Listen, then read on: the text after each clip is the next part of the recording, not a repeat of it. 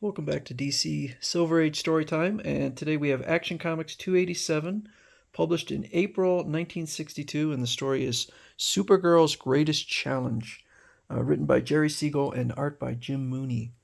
There's only one slim chance to save Earth from the terrible Positive Man, who menaces it. Will my plan work? If not, the entire solar system, as well as Earth, will be destroyed. All right, so we start off with Supergirl in Midvale with some of her girlfriends, and I guess they're gonna they're talking about Superman, um, and I guess Ethel has a raincoat that was personally given to her by Superman, but of course, Linda Lee, Supergirl, can't tell them that she and Superman are cousins. We have the story just kind of wanders around. There's supposed to be some, I guess, forest rangers were gonna blow up a stump, but it was near where her secret entrance is, so she does something to set off, or she does something that makes it look like a bolt of lightning destroyed it. I don't know. It's the story's kind of moving all over the place. She gets a signal from it's a model of the Legion of Superheroes fortress or their rocket, and then their heads light up, and it seems like a really bad idea to have such an obvious signal in Linda Lee's bedroom, but she goes to the future to find out what's going on, and there we see again Bouncing Boy, Lightning Lad, Sun Boy, and they tell her that there's a menace coming, a very dangerous menace. It is the Positive Man, a destructive force which was once a human. That mind tape revealed he was once, well, it says he was human. He was once an alien scientist, so I guess he wasn't human, who blew up his planet while creating a doomsday bomb. The explosion transformed him into this terrible menace. Envious of all life, he roams the cosmos, jealously destroying inhabited worlds. So she needs to get rid of this Positive Man. And so she says, I recall that when Positive Man was created, the same explosion also affected a wild animal being studied for intelligence. So it's a negative creature, and she figures if she can bring the two of them together, they will mutually explode, and so they do. But I guess the explosion supposedly caused them to lose their powers. So none of them have their powers, but they're afraid that if people learn that they don't have their powers, that criminals will feel emboldened.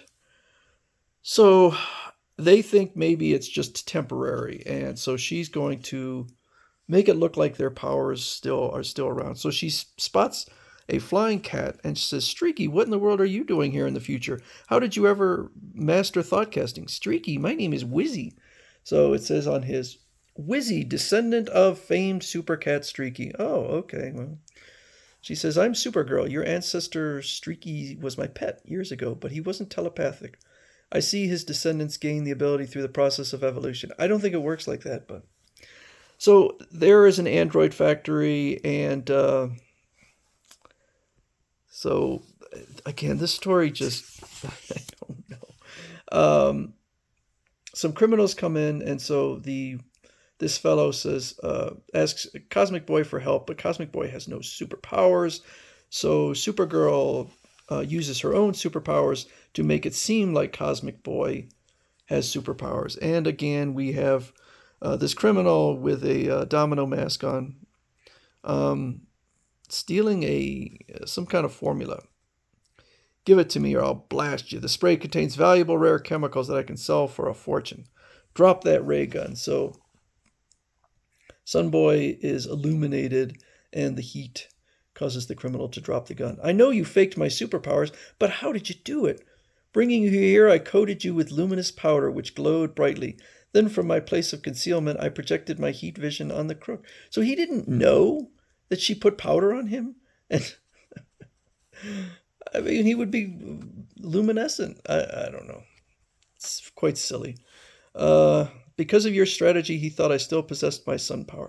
Well, we go back to the Legion of Superheroes clubhouse, and it turns out they are being that these are actually some kind of changelings that have taken the place, and that's why they don't have the superpowers, because those aren't actually the Legion of Superheroes. They're a chameleon race, is what they are. And what they've decided to do is trap Supergirl in the Phantom Zone, and they pretty much do it immediately. Surprise, Supergirl, we're going to send you out of this world. They aren't joking. My microscopic vision reveals they're not imposters wearing plastic masks. And luckily, she doesn't use her super speed to avoid it, even though they're giving away their plot. Oh no, Wizzy and I have both been changed into phantoms. So it says, strange, the zone is empty except for you and me, Wizzy. I guess as the years went by, the phantoms who were confined here were released one by one as their sentences were completed. Who released them? Do they get released automatically? In which case, wouldn't there be Kryptonian ex-criminals roaming around? That does not make sense. Now to destroy the real Legionnaires after we go into the asteroid where we left them in a state of suspended animation. No.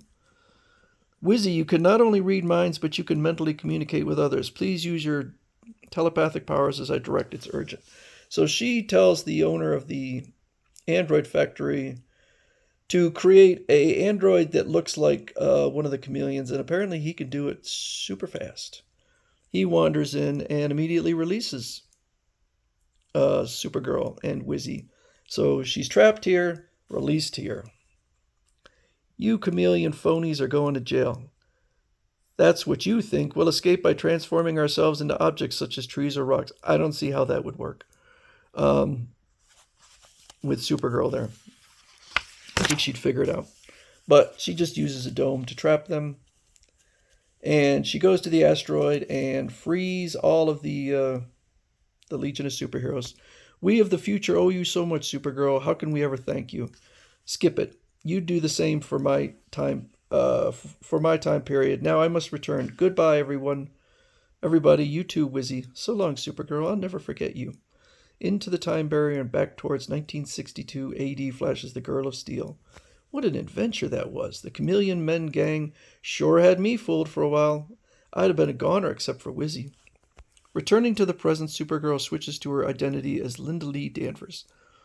It's good to be back, Streaky. I wonder what you're thinking. Haha, if you had Wizzy's telepathic powers, you could tell me. Wizzy, who's that? And to think it all began with the heads on the bookends glowed. I wonder when I'll next be summoned to visit the Legion of Superheroes. I thought that story was really bad. Just all over the place, and I just didn't think it was very good.